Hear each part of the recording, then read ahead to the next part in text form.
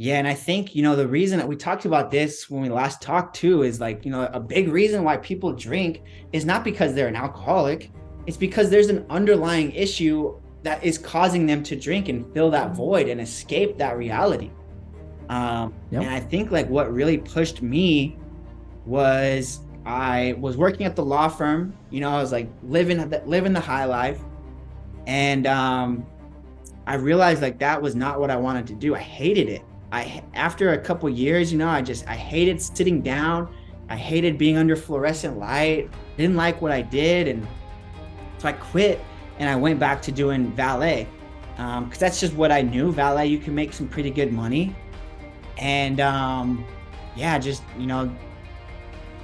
being what I thought was a career and then going back into what is not really a career. I think that kind of pushed me to like be a little bit unhappy with myself.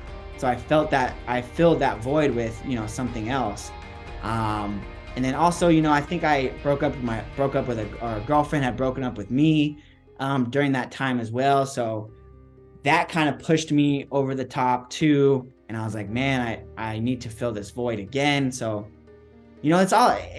we're escaping something when we're drinking, when we're, smoking weed, when we're doing cocaine or whatever vice it is that you have, smoking cigarettes even, like you're escaping something. But you got to really pinpoint what that is, and that is when you can really change is to understand and become aware of why you're having these urges in the first place. Yeah, yeah. No, I agree. I agree. I think it's very important, to dive in and find why, you know, and don't be afraid of the why, Mm-hmm. you know, Yeah, you because really gotta that's, sit in that.